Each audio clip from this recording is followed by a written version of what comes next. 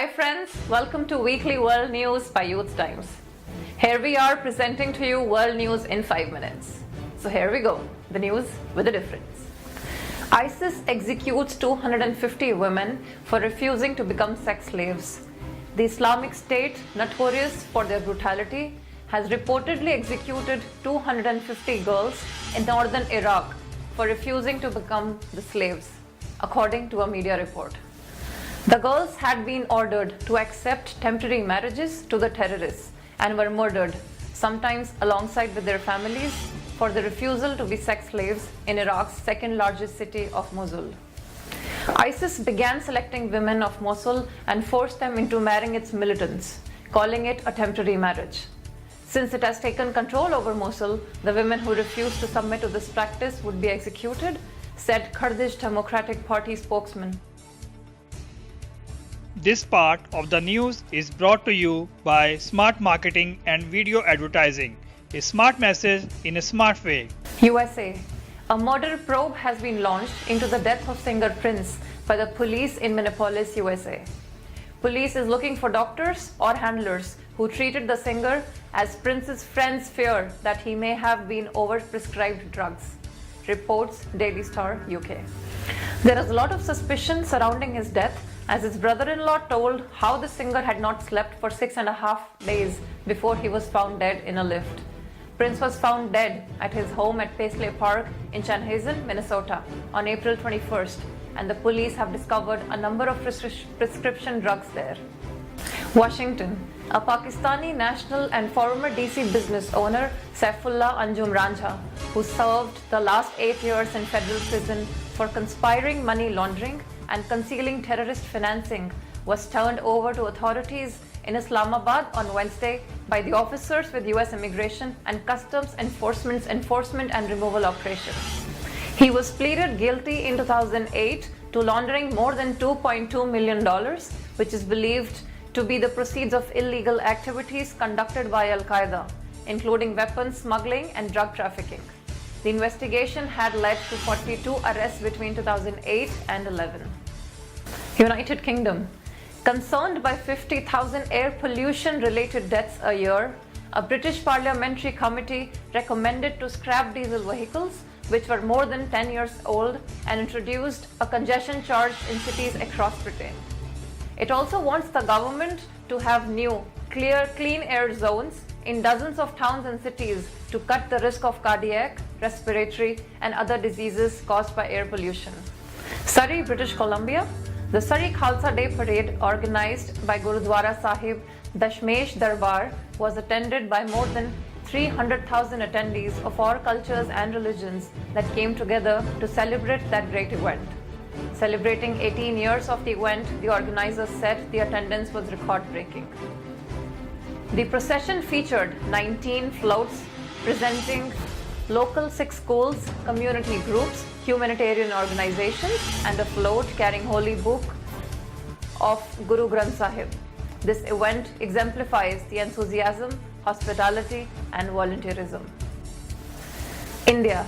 A total of 32,077 rape cases were reported in 2015 across the country, government said in the Rajya Sabha on Wednesday, out of which 1,706 were gang rapes. These are just reported cases of rapes. What about the unreported ones? Some research studies in the past make us believe that for every single case of unreported rape, there are around 40 unreported cases of rapes. Moreover, what about those sexual assault cases that do not come under the definition of rape? The picture is really horrible. Some more news from India. As many as 116 farmers have committed suicide due to agrarian factors so far in 2016, with maximum cases reported in Maharashtra, followed by Punjab. Parliament was informed on Tuesday. It must be noted that more than 2,000 farmers committed suicide in 2015, with the highest number of 1,841 cases in Maharashtra alone.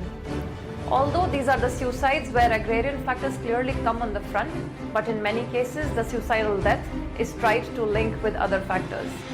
The crisis is very severe, beyond the expectations of all of us. What is the government doing about it?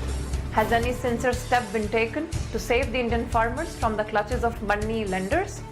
Sadly, these suicides clearly show the future of Indian farming and the farmers. Venezuela's public employees will work only 2 days a week, Monday and Tuesday, as the country grapples with an electricity crisis. This is due to the reason that water level behind the nation's largest dam has fallen to near its minimum operating level, and that is due to severe droughts in the country. Bangladesh. 2 people, including a leading gay rights activist, were murdered on Monday at an apartment in the Bangladesh capital Dhaka. One of them was an editor at Rubban, the country's only magazine for the LGBT community. The killings come 2 days after a liberal and free-thinking professor was hacked to death. These attacks are considered to be in the series of attacks on minorities in the Muslim majority country.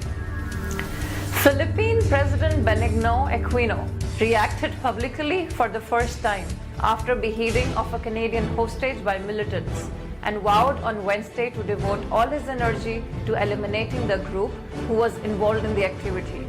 Here it must be noted that Canadian Prime Minister Justin Trudeau condemned the execution as cold-blooded murder.